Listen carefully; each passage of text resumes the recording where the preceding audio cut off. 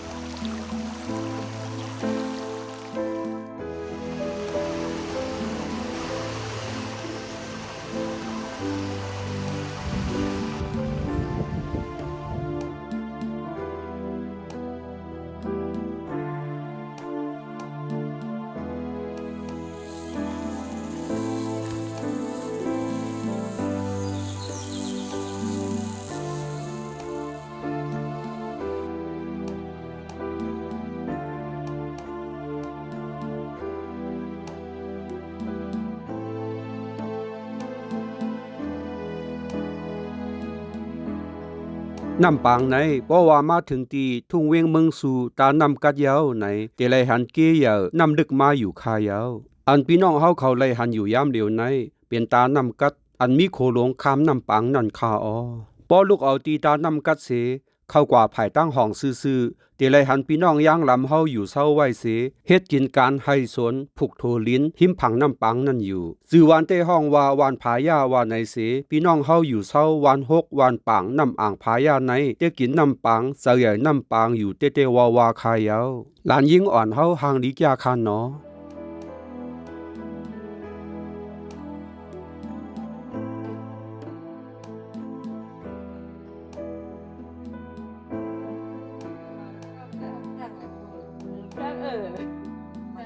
ลังจากมันโหโลเอก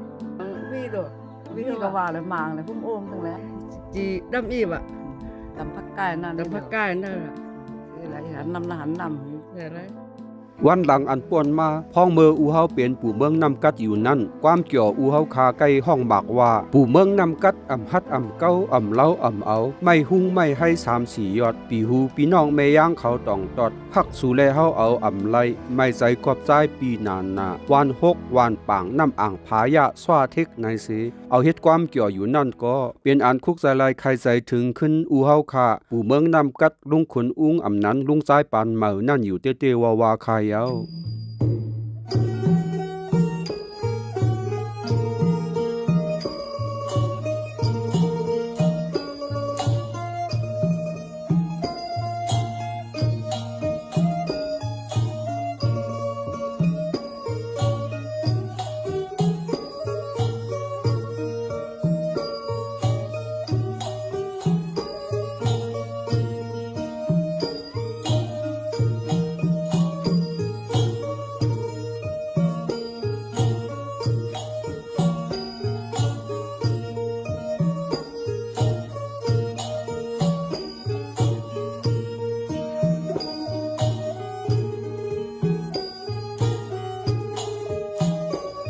อันพี่น้องเฮาเลยหันอยู่ยามเดียวในแต่เปลี่ยนตัดหางดีตัดให้ปลาคาอ๋อกึ่งป้อซื้อลือหลังตัวเมืองอยู่นั่นยาวหางดีเต้หางดีวาคานอ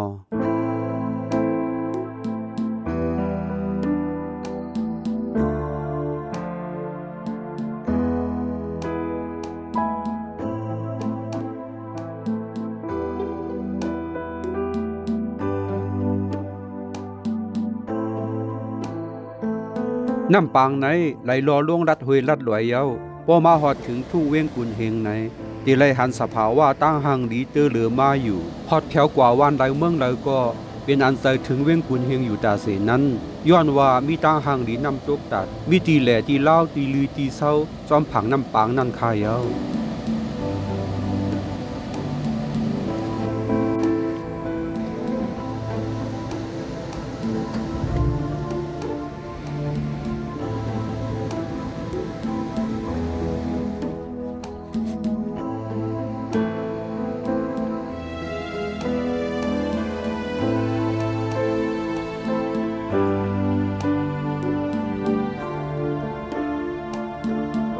เพราะว่าแหล่มุงเยี่ยมด้วยตั้งหังหลีนำปางหิมกุนอ๋อเยาก็ที่ฮอดแถวกว่าที่เว้งกุนเฮงเว้งอันแดงสายฟ้าอ่านสอนเฮียนดิกนำเกอันแดงสายฟ้าแล้วโอ้ยก็เมื่อเรียกแหล่ลำด้วยลุยลำจอมเกนำปางนั่นอยู่คาอ๋อ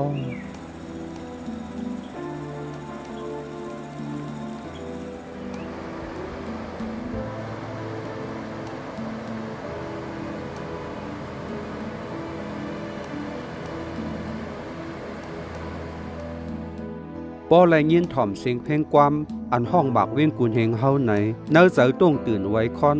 กำไกลๆไหลนอนฝันเป็นอันเสือถึงอยู่กูข้าวโคลงยาวๆแลกี้นำปางเสือว่วนขอบอยู่กูคำวันเนยเยา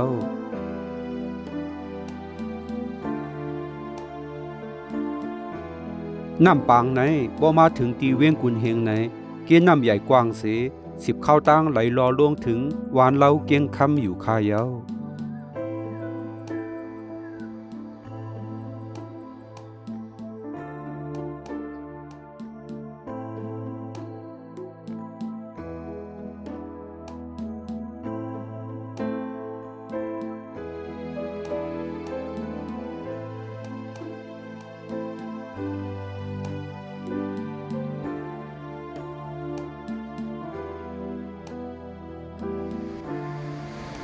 อันพี่น้องเฮาเลยหันอยู่ยามเดียวในเป็นนำตกตาทางดี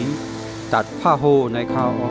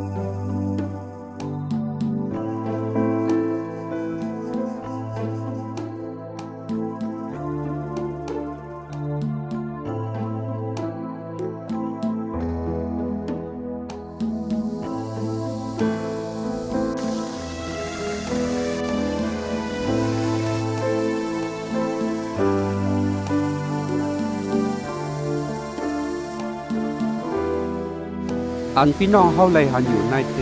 เป็นตัดคุณค่าเอิงหน้าปวยเซเว่นกุนเฮงคาออ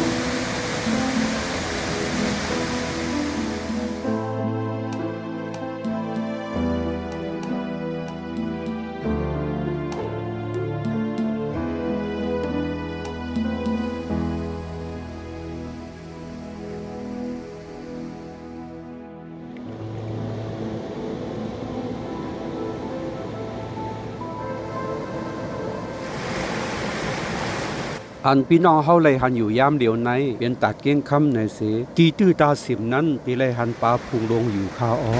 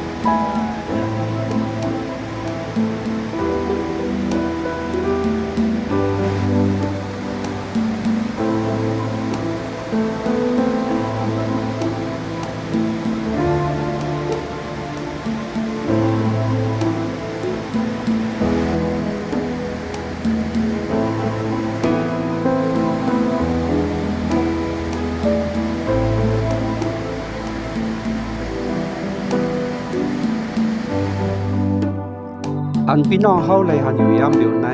เป็นกองมูเก้งคำคาออ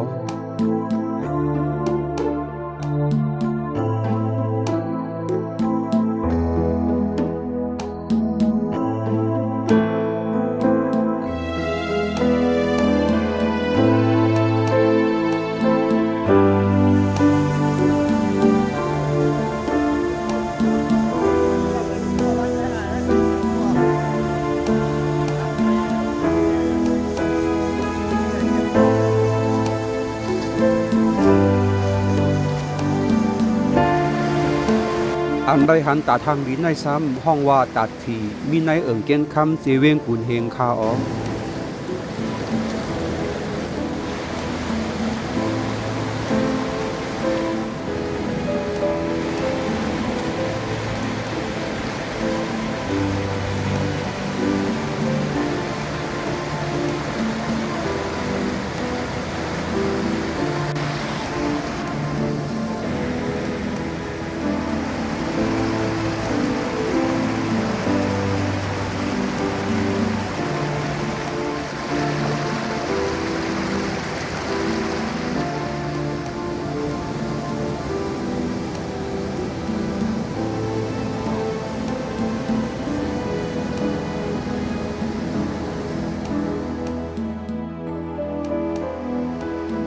อันพี่น้องเฮาเลยหันอยู่ยามเดียวในเตเปลี่ยนตีตาซ้ายเกียนคำเสเวงกุนเฮงเปลี่ยนตีน้ำปางไหลเข้าสู่แม่น้ำโคงนั่นขายาว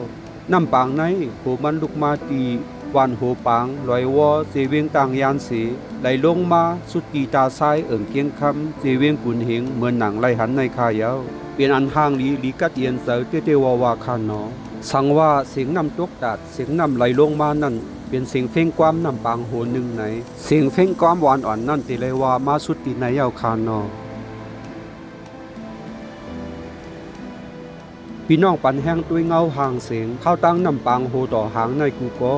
เฮาอยู่ดีกัดเย็นรถเพเขียนเฮาตัวใสกัดเย็นเสื้อมวลเสกรรมมาสูงค่า